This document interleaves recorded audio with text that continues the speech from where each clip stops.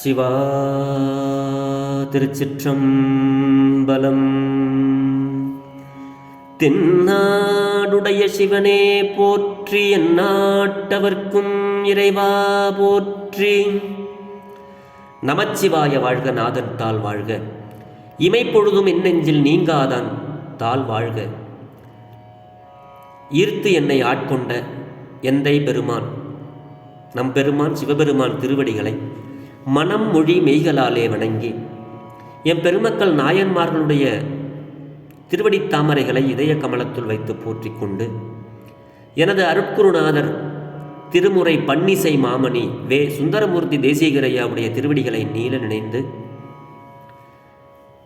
திருமுறை செந்நெறிக்குள் என்னை ஆற்றுப்படுத்திய அடியார் பெருமக்களது திருவடிகளை வணங்கிக் கொண்டு, பெரும் பற்ற புலியூரானை பேசாத நாள் எல்லாம் பிறவாத நாளே என்ற அருட்சிந்தனையில் இன்றைய தினம் நாம் சிந்திக்க இருப்பது அருள் தரும் நம்பி ஆரூரர் பொன்னார் திருவடிகள் போற்றி போற்றி. நம்பி ஆரூரர் சுந்தரமூர்த்தி சுவாமிகள் அருளிய 7வது தமிழ் வேதத்தில் திருப்புன்கூர் என்ற தலத்திலே அருளிய ஒரு பாடலை சிந்திப்பதற்கு இன்றைய தினம் சிவபெருமான் திருவருள் அருளியிருக்கிறார். தெரிந்த அளவில் இந்த பாடலை பாடி, இந்த பாடலில் என்ன அருளை நமக்கு எடுத்து அருளுகிறார் சுந்தரமூர்த்தி சுவாமிகள் என்பதை சிந்திப்போமாக. இதனுடைய பண் தக்கேசி, ராகம் காம்போதி, தாளம் ஆதி. திருச்சிற்றம்பலம். அந்த நாளன் உன் அடைக்கலம் புகுத, அந்த நாளன் உன் அடைக்கலம் புகுத, அவனை காப்பது காரணமாக, அவனை காப்பது காரணமாக, வந்த காலந்தன் ஆருயிரதனை வவ்வினாய் குந்தன் வன்மைகள் கண்டு அடியேன் எந்தை நீ என நமன் தமர் நலியில் இவன் மற்றென் அடியான் என விளக்கும் சிந்தையால் வந்து உன் திருவடி அடைந்தேன், சிந்தையால் வந்து உன் திருவடி அடைந்தேன். செழும்பொழில் திருப்புன்குருளானே, திருப்புன்குருளானே.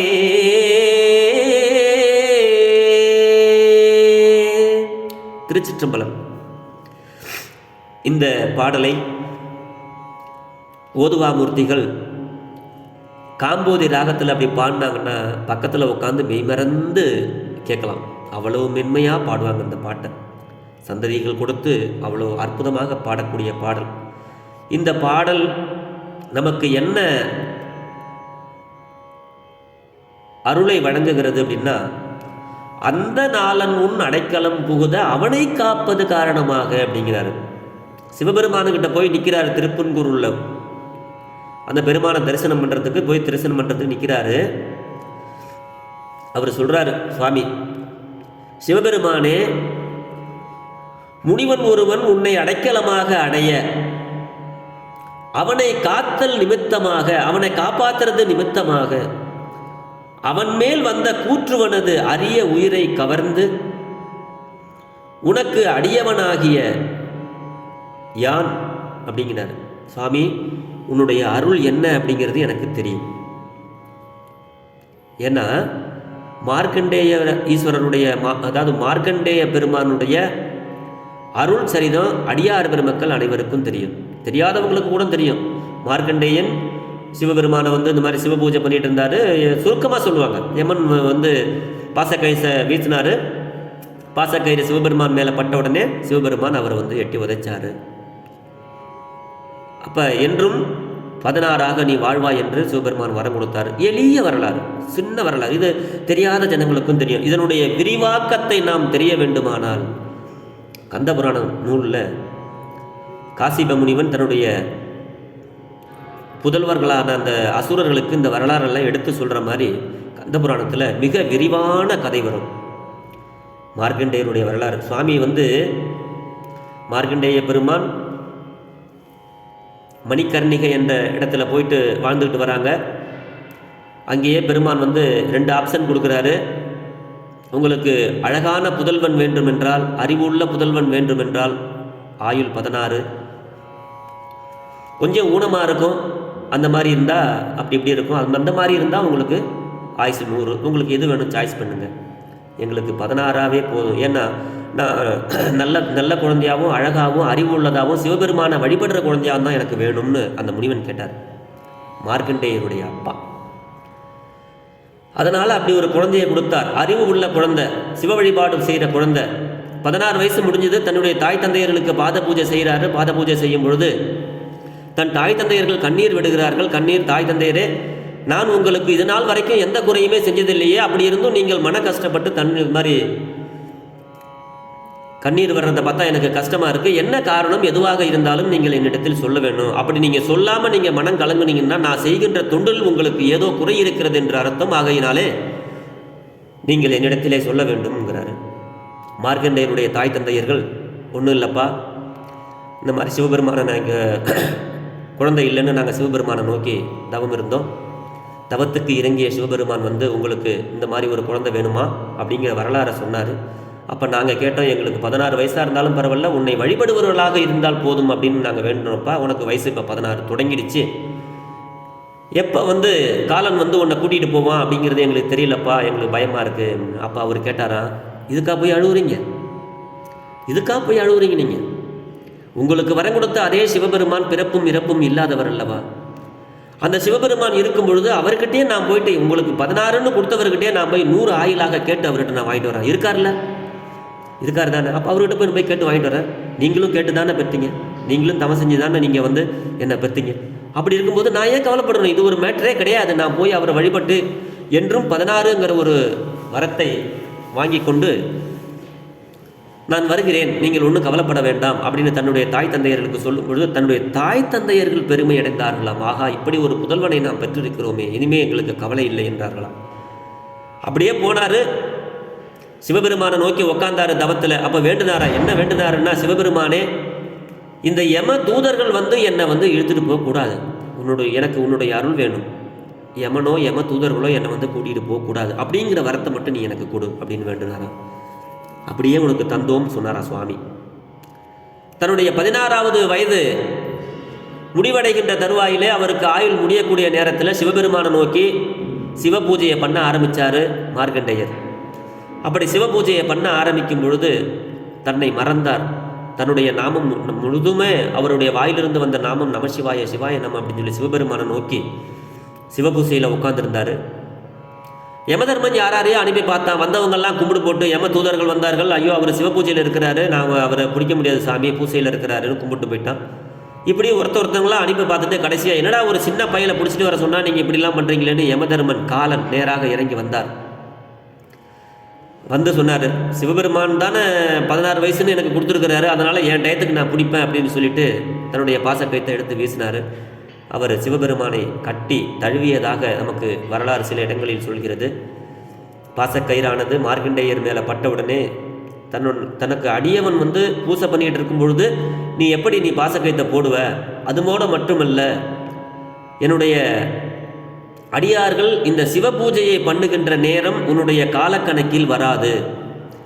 இல்லையே, அவருக்கு 16 வயசு முடிஞ்சிச்சே அப்படின்னு சொன்னாரா. இல்லை, நீ வரும்போது பார்த்த, இவர் சிவ பூஜை பண்ண ஆரம்பிக்கும் போது நீ காலண்டரை பார்த்தியா? திரும்பி இப்போ ஓடலையே. நம்ம சிவ பூஜை பண்ணுற நேரம் அப்படியே கடிகாரத்தில் முள்ளு நிற்கிற மாதிரி நிற்கும். திருமுறை பாடுகின்ற நேரமும் சிவபெருமான் மீது நம் சிந்தையை வைத்திருக்கின்ற நேரமும் சிவ பூஜை செய்கின்ற நேரமும் நமக்கு நம்மளுடைய காலக்கணக்கில் வராது. அது ஈசனுடைய கணக்கு. அப்படி இருக்கும் பொழுது, இல்லையா 16 வயசு ஆயிடுச்சு, இப்போ பாருன்னாரு, அந்த நேரம் வரல, அதுக்குள்ளே நீ ஏன் பிடிச்ச? சிவபூஜை செய்கிறவர்களுக்கும் திருமுறை பாடுபவர்களுக்கும் சித்தத்தை சிவன்பால் வைத்திருக்கிறவர்களுக்கும் அந்த நேரமானது ஆயுளானது குறைக்கப்படும் என்பது நமக்கு அருளாளர்கள் சொல்கின்ற அருள். ஆகையினாலே நீ தவறான இடத்துக்கு வந்துட்டு அதோடு மட்டுமில்ல போட்டது போட்டு இந்தா உனக்கு ஒரு பரிசு அப்படின்னு சொல்லி ஓங்கி ஒரே உதைச்சாரு. யமனுடைக்கு ஒரே செத்து போயிட்டான் யமன். இப்படியே தொடர்ந்து நீடிச்சு போய்கிட்டே இருக்கும். இதனுடைய வரலாறு ஒரு அற்புதமான வரலாறு. அடியேன் மார்க்கண்டேயனாருடைய வரலாற்றை கந்தபுராணத்தில் விரிவாக படித்தேன். அதுவே ஒரு நாள் சொற்பொழிவு பண்ணுற அளவுக்கு அதில் இருக்குது. அவ்வளோ வரலாறு இருக்குது. இந்த மார்க்கண்டேயருடைய முற்பிறப்பு என்ன, அவங்களுடைய பாட்டன் யார் அப்படின்னு, அவங்களுடைய பாட்டனார் மார்க்கண்டேயருடைய பாட்டனாருடைய குடும்பத்தில் அவர் சிவபெருமானை நோக்கி தவம் பண்ணிகிட்டு இருக்கும்போது, உன்னுடைய குடும்பத்தில் பிறந்த ஒருவனால் என்றும் புகழ்படுகின்ற ஈசனுடைய பெருமை பேசப்படும் அப்படின்னு சொல்லி அவருக்கு சிவபெருமான் சொன்னாராம். அதனால தான் அவங்க குடும்பத்தில் எல்லாம் தவம் ஏற்றினார்களாம். இப்படி போய்கிட்டே இருக்கும். அது பெரிய வரலாறு. அப்படி நீ காப்பாத்தின அவனை அந்த வரலாறை இங்கே நமக்கு சுந்தரமூர்த்தி சுவாமிகள் அருளுகிறார். அந்த நாளன் உன் அடைக்கலம் புகுத அவனை காப்பது காரணமாக வந்த காலன் தன் ஆறு உயிர் அதனை வவ்வினாய்க்கு. சாமி, நீ யமனையே ஒரு அடியவனுக்காக உதைத்து அவனுடைய உயிரையே எடுத்துட்ட சாமி. அப்படி உன்னுடைய வன்மைகள் கண்டு அடியேன் உங்ககிட்ட வந்திருக்கிறேன். எந்தை நீ என்னை நமன்தமர் நலிவில், என்னை யமதூதர்கள் கொண்டுட்டு போய் சித்திரவதை பண்ணக்கூடாது அப்படின்னு வேண்டின ஒரு மார்க்கண்டேயருக்காக நீ சுவாமி நீ சொல்லணும், இவன் என்னுடைய அடியாரா, நீ எப்படா இவனை நீ பிடிச்சான்னு நீ கேட்கணும் அப்படிங்கிற விண்ணப்பத்தை மார்க்கண்டேயர் வைத்தார். அப்படி வைத்ததினாலே நீ அவனை காப்பாற்றினாய். சிந்தையால் இவன் மற்ற அடியான் என விளக்கும், இவன் என்னுடைய அடியாரா, மற்றவங்களை நீ போய் புடி அப்படின்னு விளக்குகின்ற அருள் வரலாற்றினை அடியேனுக்கு தெரியும். அந்த உன்னுடைய அருட்தன்மை தெரிந்ததினாலே சிந்தையால் உன் திருவடி அடைந்தேன். செழும் பொழில் திருப்புன்கூர் உளானே அப்படின்னு சுவாமி சொல்கிறாங்க. சுவாமி, நீ எப்பேற்பட்ட ஆளுன்னு எனக்கு தெரியும். ஒரு மார்க்கண்டேயருக்காக நீ எப்படிலாம் அவருக்கு அருள் கொடுத்தா என்பது எனக்கு தெரியும். ஆகையினாலே நான் உன்னை அந்த சிந்தையோடு அவனை எப்படி காப்பாற்றினியோ அதே மாதிரி என்னுடைய வேண்டுகோளும் என்னுடைய விண்ணப்பங்களும் நீ நிறைவேற்றுவாய் என்ற ஒரு காரணத்தினாலே உன்னுடைய திருவடியை அடைந்தேன்.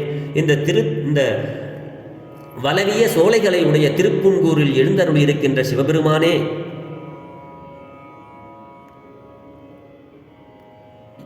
என்று சொல்லி துன்புறுத்தாதீர்கள், இவனை அதாவது மார்க்கண்டேயரை துன்புறுத்தாதீர்கள் என்று சொல்லி விளக்குவாய். நீ அவரெல்லாம் அப்படி விளக்குனாய் எண்ணுகின்ற எண்ணத்தினால் உன் திருவடி அடைந்தேன். என்னை ஏற்றுக்கொண்டு எனக்கு அருள் புரிவாயாக அப்படிங்கிற ஒரு விண்ணப்ப பாடலாக திருப்புன்கூரிலே சுந்தரமூர்த்தி சுவாமிகள் சிவபெருமானை நோக்கி இந்த விண்ணப்பத்தை செய்கிறார். அதற்கு இசைந்த சிவபெருமான் அவருக்கு அருளை வழங்கினார்.